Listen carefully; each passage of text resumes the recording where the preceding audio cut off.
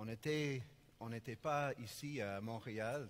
On a fait 3 semaines de travail et de visiter nos familles, ma famille en Ontario. Et puis 1 semaine au camp des boulots où on a travaillé avec les enfants 6 à 8 ans. En fait, maintenant, les enfants qui sont dans la 6e année et plus doivent rester ici et les autres enfants vont aller à l'école du dimanche. Est-ce qu'ils ont déjà parti? OK.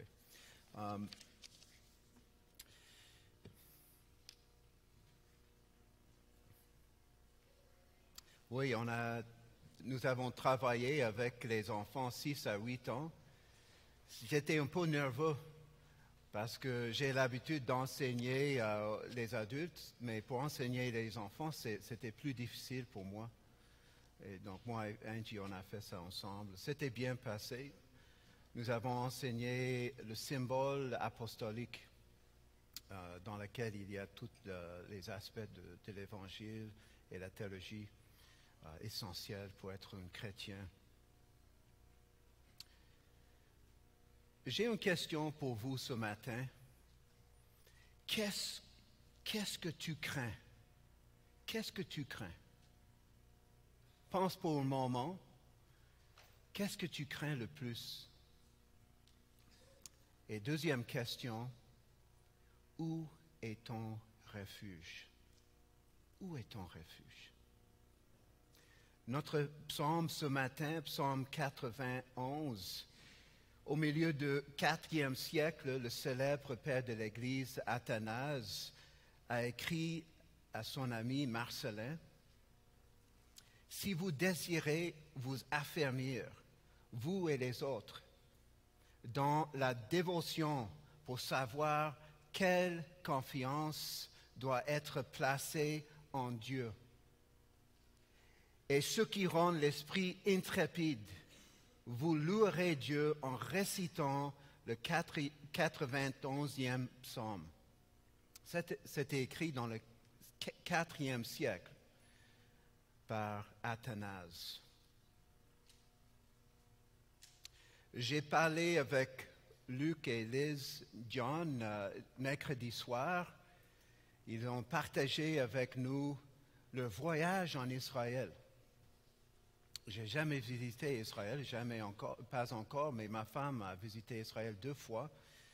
Mais j'étais vraiment attiré par les histoires que Luc et Liz ont partagées. Luc m'a montré une photo du désert en Israël, qui était en fait un désert rocheux et sec à perte de vue. Imagine, vous êtes en train de marcher dans ce désert. Vous aurez besoin d'un refuge. Donc, ce matin, nous allons voir qui est notre refuge. C'est Dieu lui-même. Prions.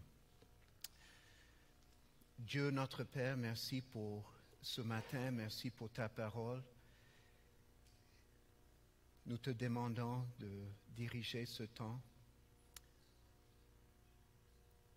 que ta parole soit appliquée dans nos cœurs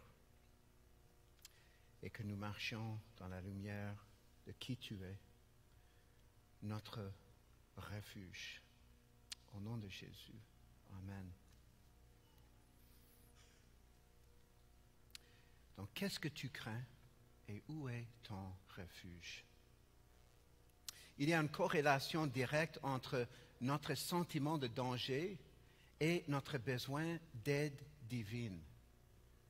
Si vous ne reconnaissez pas votre besoin pour refuge, vous ne constatez pas les dangers qui vous entourent, la question du refuge ne sera pas très essentielle pour vous. Il fait chaud un peu, donc je vais mettre ça ici.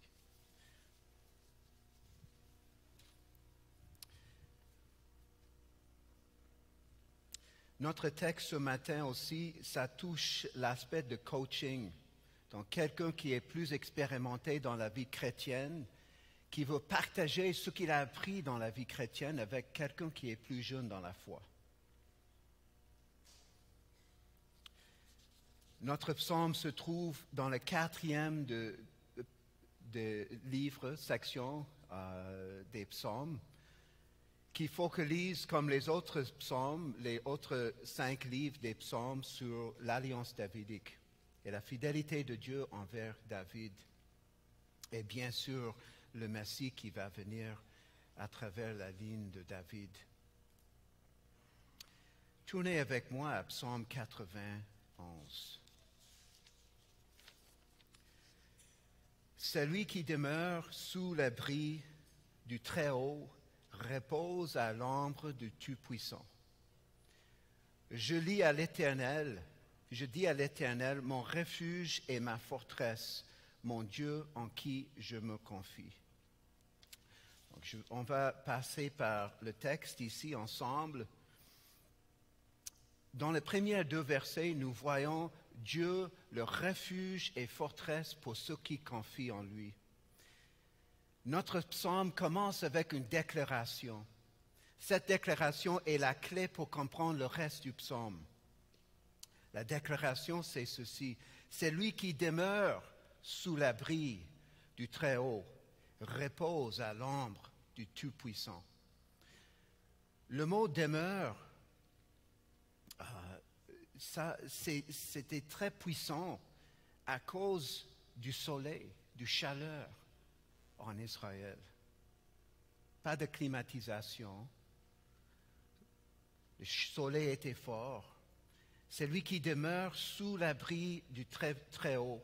Le mot très haut parle du fait que Dieu est souverain. Dans les 2 premiers versets, on va voir 4 noms pour Dieu. Le premier, c'est le très haut. Donc, ça parle de son royauté, sa puissance. Il n'a pas quelqu'un plus haut que lui. Demeure sous l'abri du très haut, repose à l'ombre du Tout-Puissant. L'idée du repos ici, dans l'hébreu, ça parle de passer la nuit ou loger quelque part. À l'ombre, Spurgeon a dit, l'ombre de Dieu n'est pas le lieu de repos occasionnel d'un chrétien, mais la demeure constante du saint. Où que nous ayons, quoi que nous souffrons, quelles que soient nos difficultés, nos tentations, nos épreuves ou nos perplexités, nous sommes toujours à l'ombre de Tout-Puissant. Le nom Tout-Puissant, Shaddai, ça parle de sa puissance, bien sûr. Donc, il n'y a pas quelqu'un plus élevé, un roi plus élevé que Dieu, et il n'y a pas quelqu'un plus puissant. Donc, face aux épreuves, face aux dangers qui nous entourent, il n'y a pas un autre refuge mieux que lui. Dans mes études, j'ai pensé peut-être la vie, c'est 80 ans de constater que notre seul refuge, c'est en Dieu. Le seul refuge, c'est Dieu. Il n'y a pas un autre refuge. Verset 2, il y a une décision. Verset 1, déclaration. Verset 2, décision. Je dis à l'Éternel, donc c'est le coach qui parle. Il partage ça avec son élève. Je dis à l'Éternel, mon refuge et ma forteresse, mon Dieu en qui je me confie. Ici, nous avons le 3e nom pour Dieu, c'est le nom Yahweh, l'Éternel. Bien sûr, c'est le nom que Moïse a reçu en Exode 3, verset 14, juste avant l'exode du peuple d'Israël. Mon refuge, ça c'est un endroit de sécurité, réconfort, repos. La sécurité est l'absence de danger. Dans l'histoire, dans la tradition juive, ce psaume est attribué à David, qui a vécu beaucoup de dangers, beaucoup de persécutions. Peut-être c'est David qui parle ici à Salomon.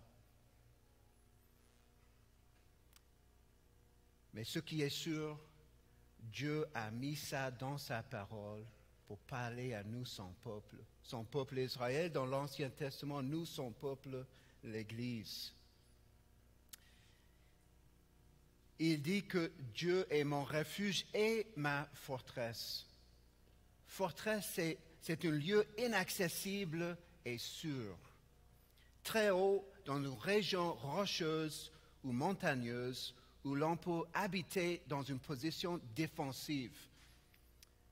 Ça parle déjà d'un combat. Si nous ne constatons pas les dangers qui nous entourent, nous ne constatons pas notre besoin pour un refuge.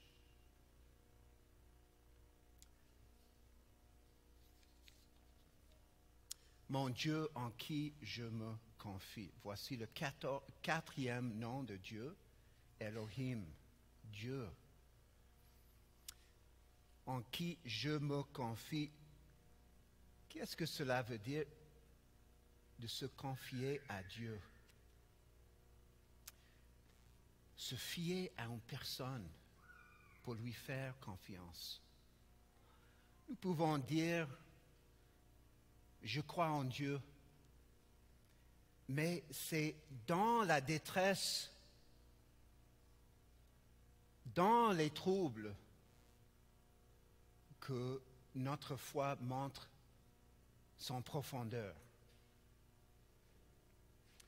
J'aime l'hymne, c'est un rempart que notre Dieu, composé par Martin Luther entre 1527 à 1529. Il dit, notre Dieu est une forteresse, une bonne épée et une arme. Il nous délivrera de tous les dangers qui nous menacent à présent. L'idée clé de ce psaume pour nous ce matin, c'est ceci. Demeurer sous l'abri du Très-Haut. Demeurer sous l'abri du Très-Haut. Quelles sont les implications pour nos vies? Comment ça marche dans nos vies aujourd'hui à Pierrefonds, à Montréal? Première chose, nous devons constater les dangers qui nous entourent. Donc, quelles sont les tentations qui sont comme les flèches qui viennent à toi? Où est ton refuge? En quoi ou qui mets-tu ta confiance quand tu es tenté? Ou peut-être c'est les maladies, le cancer, la fatigue. Nos corps sont faibles. Nous avons besoin d'un refuge. Mais souvent, face au danger, on recule. On fait deux choses. On veut échapper à la responsabilité ou réagir en colère. Échapper ou réagir. Échapper à la responsabilité avec la technologie. Au lieu de prier, on prend nos cellulaires. On trouve une chose sur Netflix. Peut-être c'est l'exercice physique ou de travailler ou magasiner. Mais voici quelques refuges qui ne durent pas, qui ne règlent pas le problème. Après 1 heure sur Facebook, est-ce que tu te sens mieux? Non. L'autre chose, c'est de réagir en colère à ta femme, à vos enfants. Et ça, ce n'est pas le refuge de réagir. Est-ce que nous négligeons notre refuge, l'Éternel? Je pense oui. Je pense oui. Mais pourquoi? Pourquoi négliger notre seul refuge? Dr. Jonathan Bank, un missiologue, a dit que nous les postmodernes, on laisse Dieu loin. Si nous sommes face à un problème, on ne prie pas, on cherche une solution dans la technologie, la science ou quelque autre chose, mais on ne pense pas à Dieu. Il est notre dernier recours, souvent, mais il doit être notre premier recours face au problème. Peut-être vous êtes ici et vous n'êtes jamais encore venu au Seigneur. Donc, il vous offre son refuge. Versets 3 à 13. Donc, il y a 3 sections dans ce psaume. Donc, nous sommes dans la deuxième section, versets 3 à 13. C'est un peu long. On va aller progressivement. Verset 3, « Car c'est lui qui te délivre du filet de l'oiselure. » Merci. Donc maintenant, c'est le coach qui parle à son élève. Maintenant, c'est le coach qui parle à son élève. Car donc, il tourne, il fait sa déclaration, sa décision, et maintenant il tourne à son élève. Car c'est lui qui te délivre du filet. Ce filet, en fait, c'était un filet vertical utilisé pour piéger l'écaille. Un homme se tient à chaque coin du filet, tandis que 2 autres hommes attrapent les oiseaux qui ont été chassés à l'intérieur. Ça, c'était trouvé dans une peinture, trouvé dans une tombeau de Thèbes en 1570 années avant Jésus-Christ. La façon d'attraper les oiseaux. Dans Proverbe 7, versets 22 à 23, « Jusqu'à ce qu'une flèche lui perce le foie, comme l'oiseau qui se précipite dans le filet sans savoir que c'est au prix de sa vie. » En Amos 3, 4 à 5, « L'oiseau tombe-t-il dans le filet qui est à terre sans qu'il y ait un piège? Le filet s'élève-t-il de terre sans qu'il y ait rien de pris? » Thomas Brooks, dans son livre Remède précieux contre les tactiques du diable, a dit que le diable présente l'appât et cache la maison. Il présente l'appât et cache la maison. C'est comme ça qu'il marche dans nos vies. Et peut-être ici, nous pensons, et ce texte ne parle pas de diable, mais dans la tradition juive, l'interprétation de Psaume 91, le menace le plus menaçant ici dans Psaume 91, c'est le diable et les démons. C'est ça l'interprétation juive. Et c'est ça. Donc, mais ici, c'est le diable. Donc, il veut attirer nos cœurs vers le péché, tout en nous cachant les terribles conséquences que le fait de commettre ce péché entraînera. C'est comme ça qu'il marche. Donc, nous sommes entourés par, pas juste le diable, mais les démons.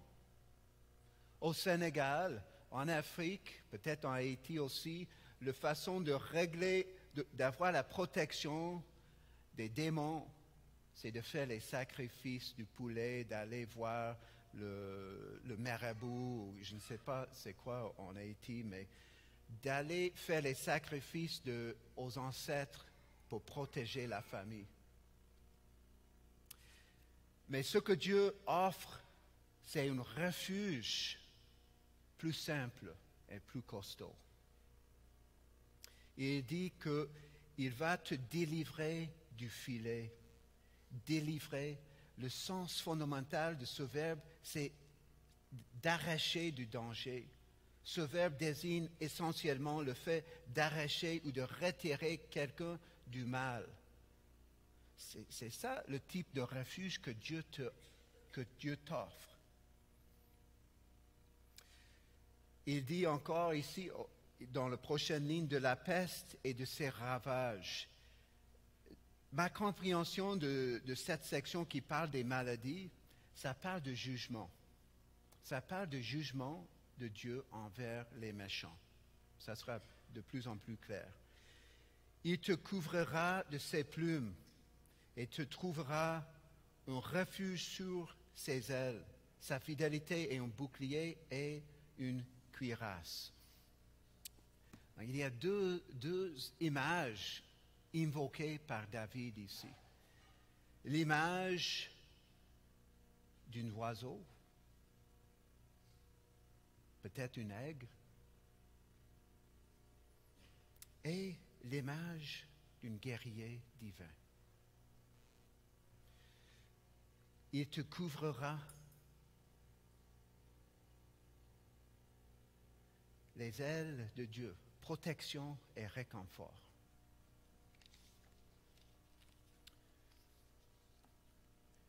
L'armure de Dieu, bouclier et cuirasse. Le mot bouclier, ce terme fait référence à un bouclier qui couvrait tout le corps, et utilisé par les guerriers dans l'ancien Proche-Orient. Le mot traduit cuirasse, en fait, c'est un mot difficile à traduire. C'est utilisé seulement ici dans toute la Bible. Et peut-être c'est mieux traduit un mur de protection ou rempart. Donc il y a un bouclier, mais aussi un rempart. C'est ça le refuge que Dieu offre. Ma femme, à l'âge de 22 ans, a passé un été dans un camp des réfugiés libériens au Ghana. Elle logeait avec un pasteur et sa famille. Elle était là pour enseigner la Bible aux femmes et aux enfants.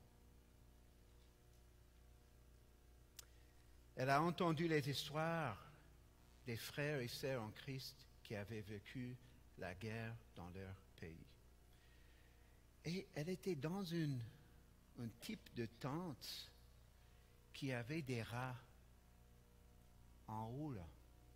Mais une autre créature qui mange les rats, plus grand que les rats. Elle a passé 2 mois dans un camp des réfugiés. En 2000, j'ai visité un camp des réfugiés en Mozambique. Mais quel est le but des camps des réfugiés? C'est pour prendre un groupe de gens pour les protéger contre le danger, l'infection, l'épidémie, l'inondation. Protéger. Mais le tente que Dieu te donne, il n'a pas des rats. C'est plus costaud, il y a un rempart autour de son peuple. Un bouclier qui couvre tout ton corps. C'est ça le refuge que Dieu t'offre. Nous voyons dans Matthieu 23, Jésus dit, Jérusalem, 23, verset 37, Jérusalem, Jérusalem, qui tue les prophètes et qui lapide ceux qui te sont envoyés. Combien de fois ai-je voulu rassembler tes enfants comme une poule rassemble ses poussins sous ses ailes, et vous ne l'avez pas voulu. Pour aller dans le Nouveau Testament encore, l'idée d'armure de Dieu, nous voyons ça dans Ephésiens 6, 10 à 18. Et l'idée que les armes de Dieu ne sont pas contre les hommes, mais contre les dominations, les autorités, les princes de ce monde de ténèbres, contre les esprits méchants dans les lieux célestes. J'aime Romains 13, 12 à 14. La nuit est avancée, le jour approche. Dépouillons-nous donc des œuvres des ténèbres et revêtons les armes de la lumière. Les armes que Dieu donne dans le combat contre les forces de ténèbres. Verset 5. Tu ne craindras ni les terreurs de la nuit, ni la flèche qui vole du jour, ni la peste qui marche dans les ténèbres, ni la contagion qui frappe en plein midi. Nuit, jour, plein midi. 24 heures par jour. Regarde le mot « tu ne craindras pas ». La crainte. Je pense aux racines de beaucoup de problèmes dans nos vies, c'est la crainte. Mais Dieu dit, en fait, le coach dit à son élève, par rapport à Dieu, la fidélité de Dieu qui est comme un bouclier, une cuirasse, tu ne craindras rien. Que 1000 tombent à ton côté et 10 000 à ta droite, tu ne seras pas atteint. De tes yeux seulement, tu regarderas et tu verras la rétribution des méchants.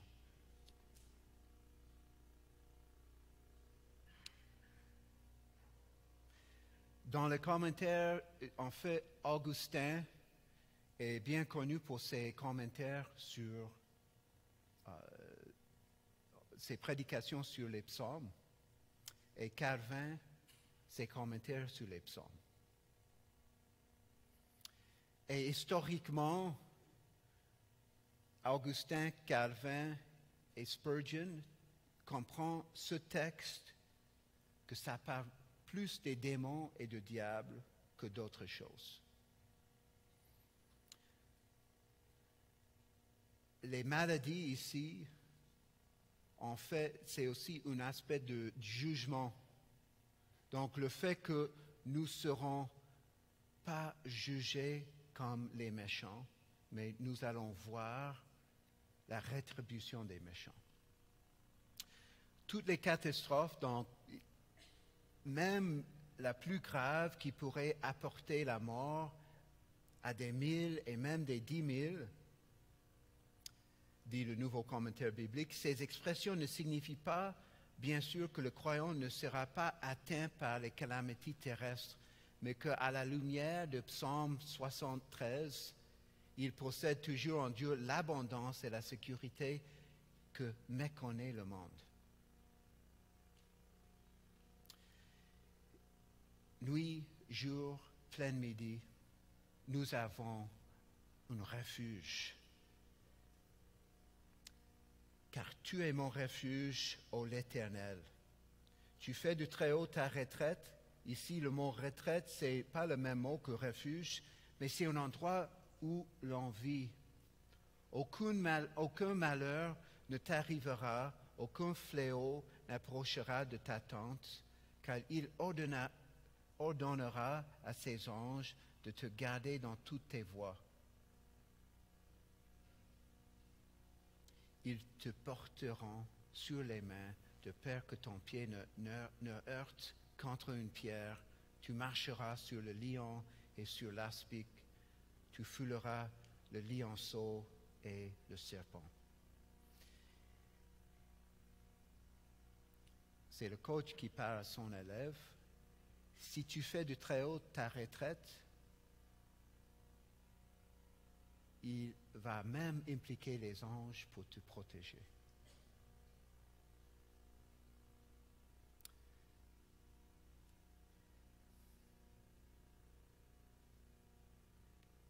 La question ici de fléau. Nous voyons comment Dieu a protégé son peuple contre, en fait, il a sauvé, épargné son peuple de son jugement. Noé, avec le déluge, Noé et sa famille dans l'arche. Nous avons l'Exode, les 10 fléaux. Le 10e, la mort du premier-né. Qu'est-ce qui se passait avec le peuple d'Israël? Ainsi, en Exode 12, 13, ainsi le fléau destructeur ne vous atteindra pas lorsque je frapperai l'Égypte. Jugement, mais le peuple de Dieu n'est pas destiné à la colère de Dieu. Ils sont sauvés. nous voyons en fait le diable a utilisé ce texte en Matthieu 4, 6 à 7 et Luc 4, verset 10, quand Jésus était tenté dans le désert. Le diable, il voulait manipuler Jésus pour prendre ce texte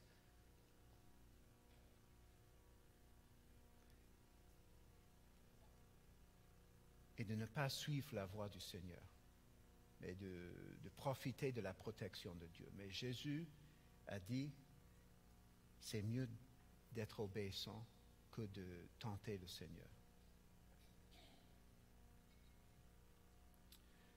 Et pour nous, en fait, verset 13, tu marcheras sur le lion et sur l'aspic, tu fouleras le lionceau et le serpent. Donc ici, ça part de Genèse 3,15.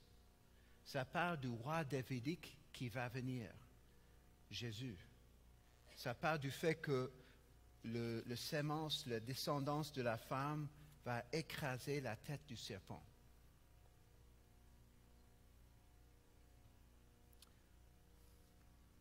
Mais ce texte s'applique à nous aussi, en Christ. En Romains chapitre 16, verset 20, la parole de Dieu dit, «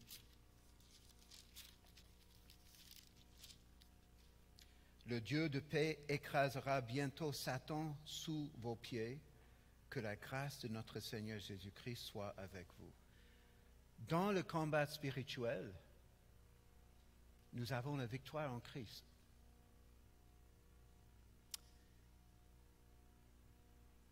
Ici, ça parle des anges. Nous avons vu comment, après la tentation de Jésus, comment les anges ont pris soin de Jésus. Mais en fait, les anges jouent un rôle important dans nos vies aussi.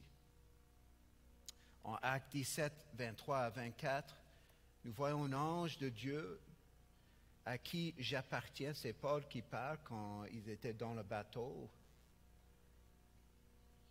Et que je sers m'est apparu cette nuit et m'a dit, Paul, ne crains point, il faut que tu comparaisses devant César, et voici Dieu t'a donné tout ce qui navigue avec toi.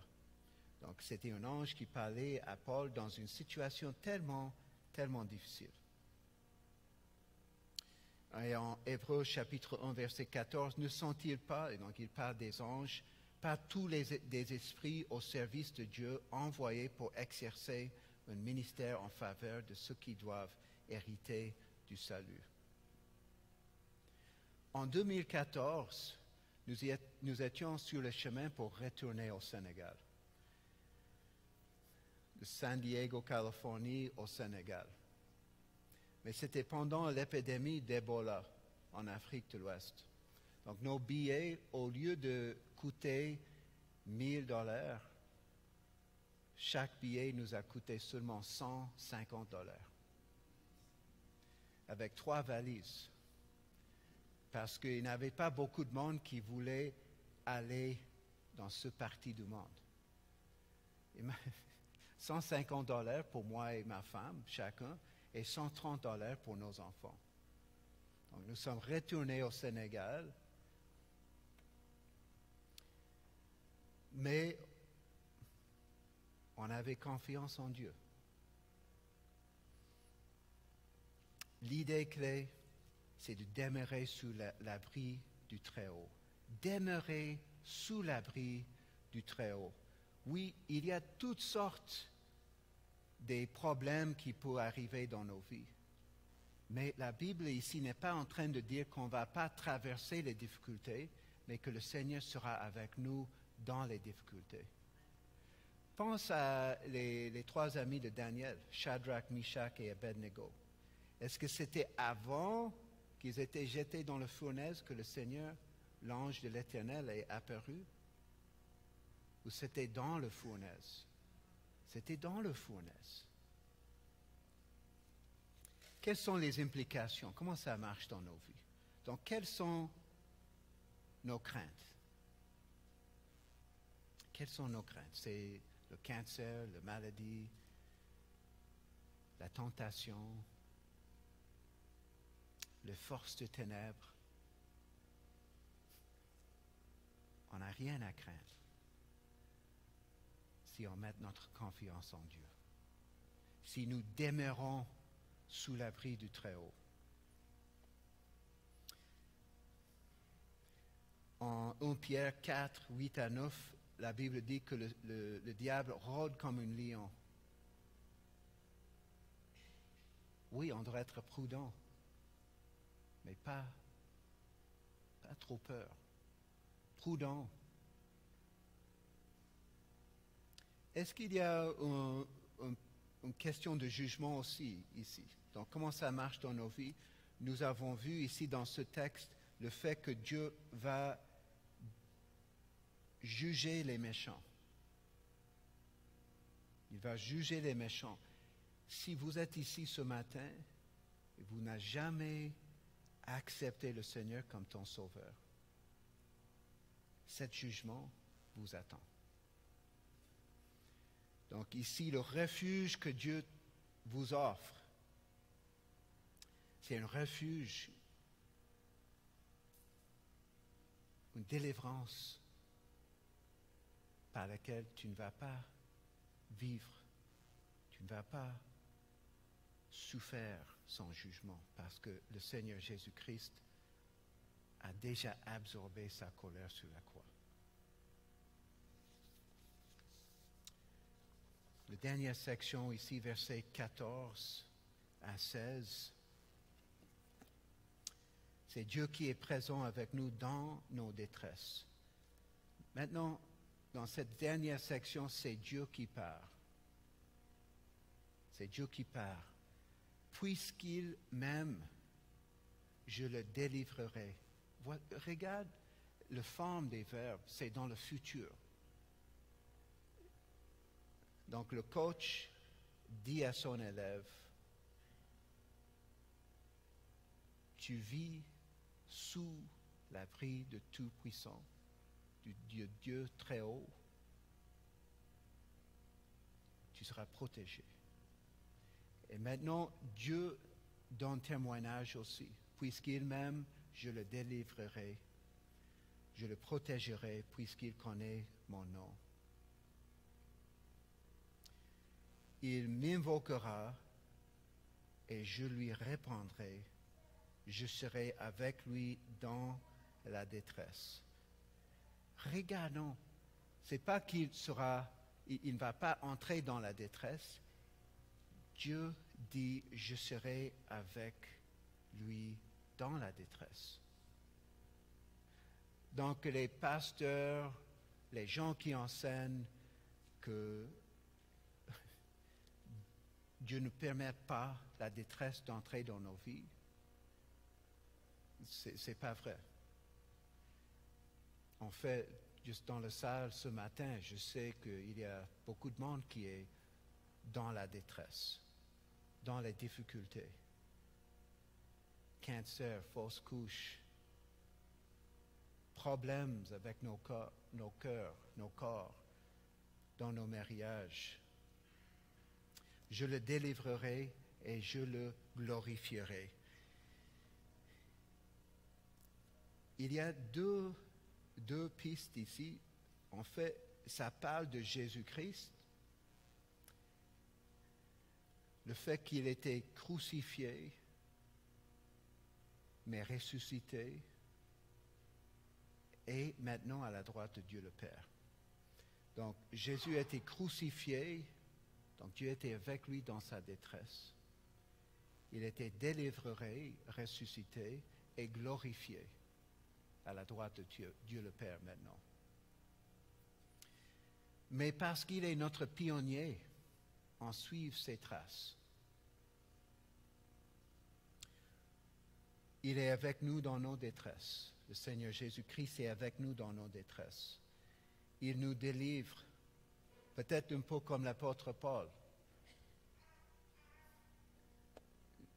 Pense au livre des Actes des Apôtres. Combien de fois les apôtres étaient dans les difficultés, en prison, dans le naufrage, dans beaucoup de difficultés, mais le Seigneur a délivré ses serviteurs. Et je le glorifierai. En Romains chapitre 8, la Bible dit, « Et ceux qu'il a prédestinés, il les a aussi appelés, et ceux qu'il a appelés, il les a aussi justifiés, et ceux qu'il a justifiés, il les a aussi glorifiés. » L'idée de la glorification, le fait que nous serons avec le Seigneur pour l'éternité. Je le rassasierai de longs jours et je lui ferai voir mon salut. Donc, celui qui confie en l'Éternel, il va voir la rétribution des méchants et Dieu lui ferait voir son salut. Demeurer sous l'abri du Très-Haut. Comment ça marche dans nos vies? Dans les difficultés, il faut qu'on approche à Dieu. Approchez-vous de Dieu et il s'approchera de vous. Jacques 4, verset 8. Dans les difficultés, on doit approcher au Seigneur. Soumettez-vous donc à Dieu. Jacques 4, verset 7. Résistez au diable et il fuira loin de vous. Approchez-vous de Dieu et il s'approchera de vous.